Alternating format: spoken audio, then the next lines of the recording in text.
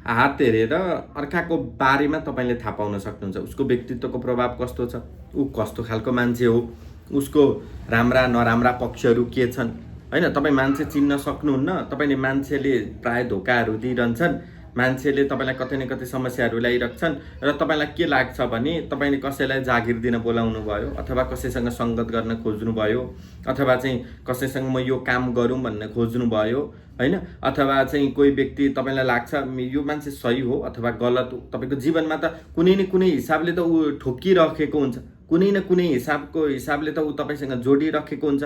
कस्तो हो भनेर तपाईँलाई थाहा पाउन मन छ र एकचोटिमै हात हेर्दाखेरि लगभग मैले यो मान्छेलाई चिन्न सकौँ भन्ने मन छ भने यो भिडियो पुरा हेर्नु होला। हामी अन्तिमसम्म हेर्नुहोस्, कसरी तपाईँले थाहा पाउन सक्नुहुन्छ र के कस्तो हात हुँदाखेरि कस्तो खालको व्यक्तित्वको प्रभाव त्यो मान्छेको देखिन्छ भन्ने विषयमा आज हामी चर्चा परिचर्चा गर्दैछौँ। आउनुहोस् अगाडि बढौँ। पहिलो नम्बर लाग्छौँ हामी हातको रङको विषयतर्फ। पहिलो नम्बरमा रातो हात। कसैको हात हुन्छ अलि रातो कलरको हात हुन्छ, अथवा यसरी रङहरू बढी मात्रामा भएका हुन्छन्, होइन? अथवा अलिकति कसैको चाहिँ बढी नै मात्रामा रातो हुन्छ। प्रायः तपाईँले ठुल्ठुला व्यक्तिहरूको हात देख्न सक्नुहुन्छ। कोही व्यक्तिहरू असाध्यै धेरै ठुल्ठुलो पोस्टमा पुग्नु भएको छ, धेरै आर्थिक इन्कमहरू गरिराख्नु भएको छ भने उहाँहरूको हात अत्यन्त बाटुलो मोटो खालको पनि र हेर्दै एकदम राम्रो खालको रातो प्रवृत्तिको हुन्छ। यस्ता व्यक्तिहरू चाहिँ हात भएका हुनुहुन्छ भने जीवनको आनन्द बढी लिने खालका हुन्छन्। यस्ता व्यक्तिहरू अथाह पैसा पनि कमाउँछन्, होइन? र यस्ता व्यक्तिहरूले कतै न कतैबाट आर्थिक इन्कम पनि गरिराखेका हुन्छन् र खर्च पनि राम्रो तरिकाले गर्छन्। र यस्ता व्यक्तिहरूले जीवनको सबै चिज ऐश्वर्यलाई लुटेका हुन्छन्। अब यस्तो व्यक्तिसँग तपाईँले सङ्गत गरेर यदि म चाहिँ मेरो महत्त्वपूर्ण काम बनाउनु छ, मेहनत बढी गर्नु छ भन्नुहुन्छ भने उसलाई रमाइलो गराउँदै गराउँदै गराउँदै तपाईँले त्यो काममा लगाउन सक्नुभयो भने राम्रो।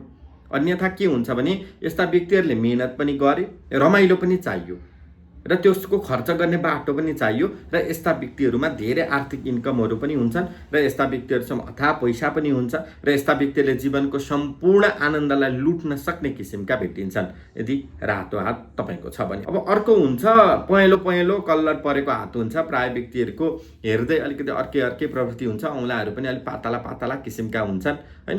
यस्तो किसिमको छ भने चाहिँ यस्ता व्यक्तिहरू बुझ्नुहोस् अलि लोभी हुन्छ। यस्तो व्यक्तिले तपाईँको लागि भनेर धेरै पैसा पनि खर्च गर्दैन, कामहरू कतै गर्न गयो भने कामहरू पनि राम्रो गर्छ, धेरै गर्छ, होइन? र यस्ता व्यक्तिहरूलाई फेरि के प्रवृत्ति छ भने उसले 5,000 कमाइरहेको छ, तपाईँले 10,000 को अफर गर्नु भने त्यहाँ काम गर्दैन। किनभने यस्तो व्यक्तिले थोरै कमाउँछ, धेरै बचत गर्छ। भन्नुको मतलब कसैले 10,000 कमाएर 8,000 खर्च गरेर उडाइदिन्छ, सिद्धिन्छ, जम्मा बचत हुँदा अन्तिममा अलिकति हुन्छ। तर यस्तो व्यक्तिहरूले 5,000 कमायो भने 4,000 बचत गरिदिन्छ र यस्ता व्यक्तिहरूसँग बचत चाहिँ धेरै हुन्छ। त्यो बचतको कारणले गर्दा चाहिँ राम्रो हुन्छ र यस्ता व्यक्तिहरूले कहिले पनि आफ्नो कुरा केही पनि भन्दैनन्।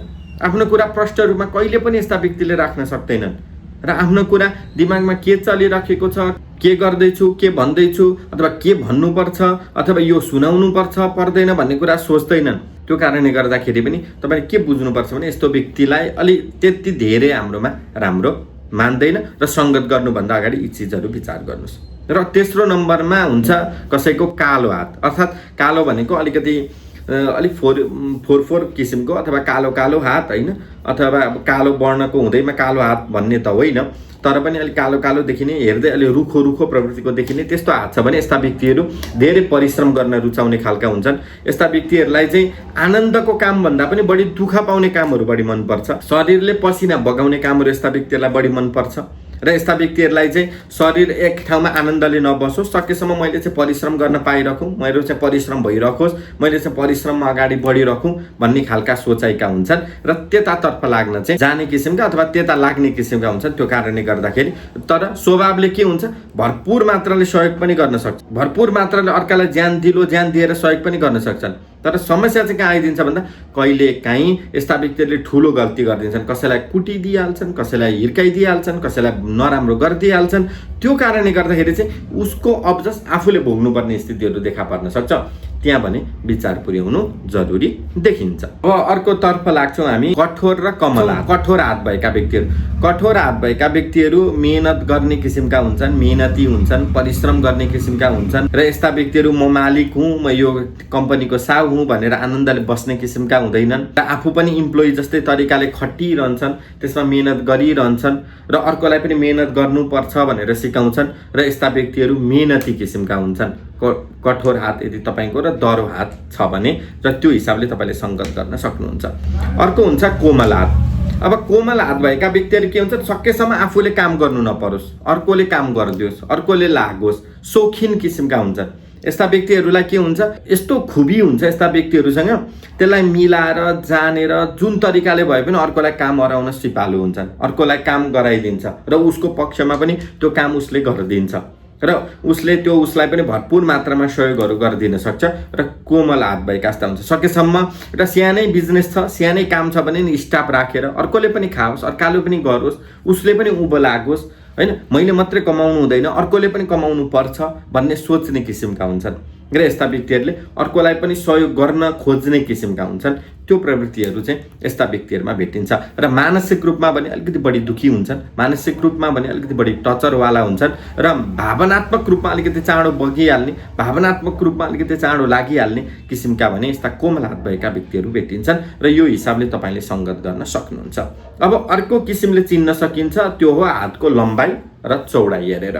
अलिकति गाह्रो छ यो चिन्नलाई, तर पनि अलिकति ध्यान दिनुभयो र विचार पुर्याउनु भयो भने थाहा पाउन सक्नुहुन्छ। यदि तपाईँको हात लम्बाइ भन्दा चौडाइ बढी छ, होइन, अर्थात् अर्को व्यक्तिको हात त्यस्तो छ भने यस्ता व्यक्ति के हुन्छन् भने आनन्दको काम गर्न खोज्ने किसिमका त हुन्छन् नै, तर के हुन्छ, अब काम गर्न गए, काम गरे, पैसा पनि राम्रो कमाइरहेका छन्, अरू बेला पनि राम्रो पैसा आइरहेको छ र सधैँ पैसाहरूमा पनि लागिरहेका छन्, तर छटपट्टि बढी हुन्छ। अब जस्तो आज कोही ग्राहक आउनु भएन अथवा आज बिजनेस चलेन, आज अलिकति देखिएन र भोलि पनि देखिएन भने अब यस्ता मान्छेलाई व्यक्तिलाई छटपट्टि हुन थाल्ला, अब मेरो बिजनेस डुब्ने भयो, अब म सकिने भएँ, अब मेरो बिजनेस अगाडि नबढ्ने भयो, अब म त यहीँ सिद्धिने भएँ, अब म योभन्दा अगाडि बढेर जान सक्दिनँ, म योभन्दा अगाडि लाग्न सक्दिनँ, अब मेरो बिजनेस डुबो, अब म छैन, मेरो कामै छैन, मैले काम गर्न सकिनँ भन्ने किसिमका हुन्छन् र यस्ता व्यक्तिहरू होपलेस भइदिन्छन् एक दिन नचल्दाखेरि र 2-3 दिन 4 दिन 5 दिनमा त यस्ता व्यक्ति कहिलेकाहीँ डिप्रेसनमै पनि जान सक्छन्। त्यो कारणले गर्दा यस्ता व्यक्तिहरूसँग पार्टनर गर्दा विचार